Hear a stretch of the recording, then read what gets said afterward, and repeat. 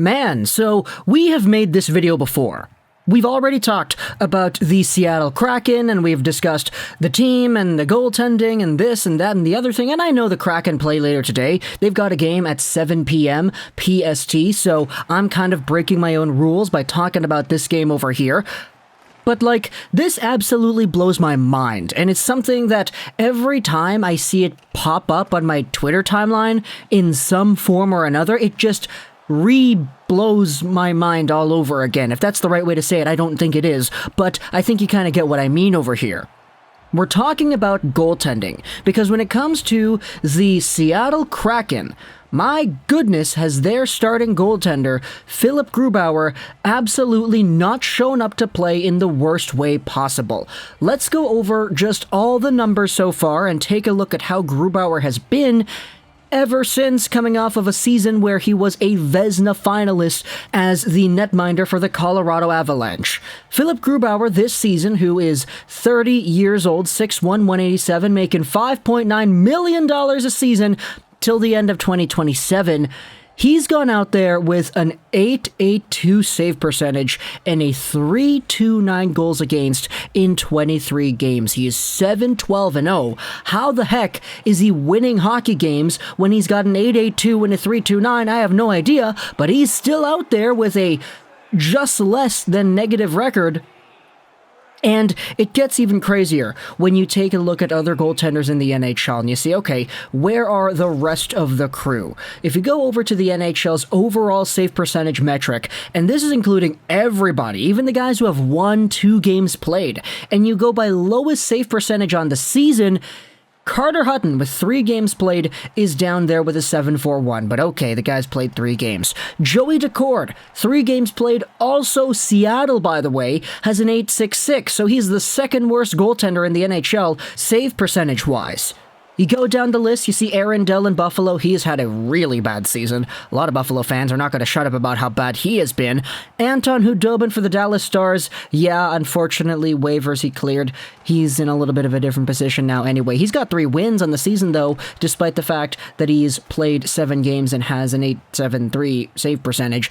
Rittich is over here, Mrazek is over here, they both played a small amount of games over here too. Kevin Lankinen of the Chicago Blackhawks. Yeah, remember how good he was last season? This year, in 10 games played, he has an .882 and a .339 goals against average. And then you have the 8th overall Philipp Grubauer, with 23 games played and the numbers that he put up. He is the only one on this list going all the way down to the 26th worst NHL goaltender, who has 20 games played or more. Everybody else who is worse than Jake Allen, aside from Philipp Grubauer, has less than 20 games. This guy has gone out there and put himself amongst the worst of the worst in the NHL's goaltending class, with guys that have 13 or 11 or 7 or 8 games played having better numbers than him. I said this was going to be mind-blowing, but Philipp Grubauer is out there with a worse save percentage than guys like Chris Driedger, who is, he's also a Seattle Kraken. He's doing pretty poorly too. Sam Montembeault of the Canadiens, he hasn't been great. You have yourself Spencer Knight, who admittedly has taken a big step behind compared to where he was last season. Joonas Korpisalo, who has come out here and not really performed in the ways that people would have wanted him to. Varlamov with the Islanders, that team has kind of fallen apart there. Grubauer is worse than everybody. He's the 8th worst NHL goaltender in save percentage in total, and it gets even worse when you go over to the advanced analytics. This is what JFresh tweeted out. Starting goalie ranking. So what he's doing is he's taking the 32 NHL goaltenders who are starters for their teams, and he's ranking them based off of goals saved above expected per 60 minutes. So for every 60 minutes of gameplay, how many goals are these goalies saving that probably should not have been saved? This is an advanced analytic that takes a look at shot location, it takes a look at shot speed, who's taking the shot, all that stuff, and it says that a shot that is point blank by Alex Ovechkin that's going 95 miles an hour should probably be an expected goal to be scored, rather than a point shot floater from a guy like Roman Polak, for example, that just trickles on net at 20 miles an hour.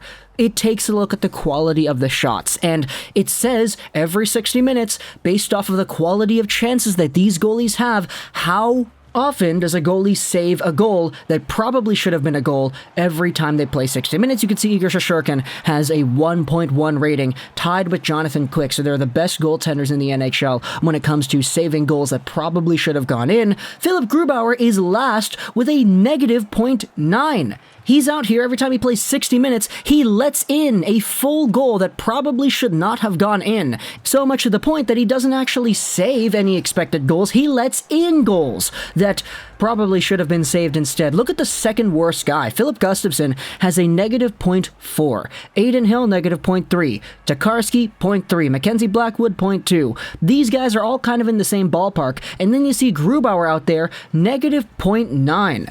The amount of goals that Philipp Grubauer saves above expected per 60 minutes is twice the amount of Gustavsson in the negative. This is absolutely terrible. And in fact, you want to take a look, okay, let's go over every goaltender, not just the starting goaltenders, every goaltender, and not take a look at it per 60 minutes. Take a look at the lowest goals saved above expected for today amongst every goaltender in the league.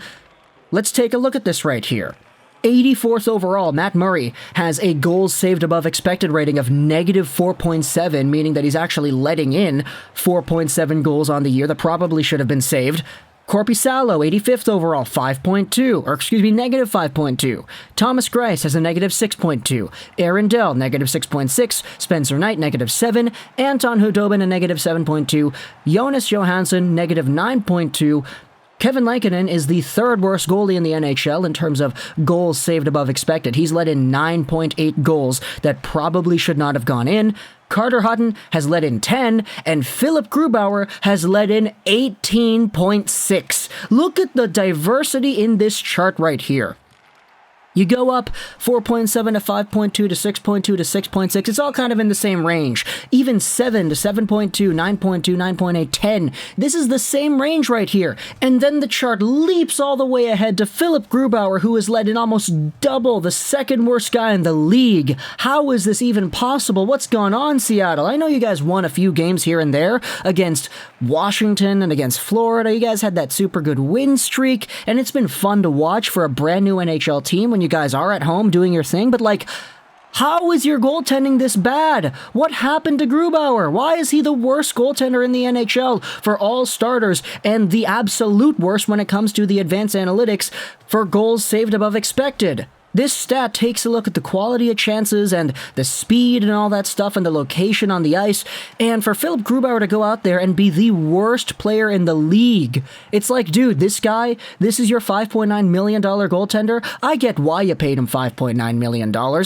He was one of the best goalies in the league last year, a .922 and a .195 goals against. He went 30-10 on a Colorado Avalanche team that benefited from his goaltending. Oh, it's because he played in the Colorado Avalanche that he was a good goaltender. That's part of the reason, but the Avalanche and Grubauer had a really good symbiotic relationship because he was playing hot as long as the Avalanche defenders did their job, and that was the biggest criticism of Grubauer last season, even though he was a Vezina finalist, was that you could never really count on Grubauer to stand on his head if the defense wasn't there. He made a lot of routine, easy saves, but if there was a defensive breakdown, there was once in a while you would say, oh man, come on, Grubauer, you have to close the 5-hole up on that shot.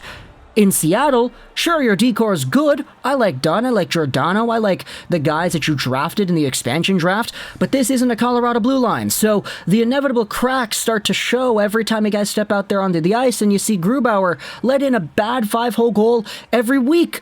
You see him let in a few stinkers every night nowadays, and it's so unfortunate to see just the analytical, statistical decline of a goaltender that is making $5.9 million and being literally the worst goalie in the league to do so.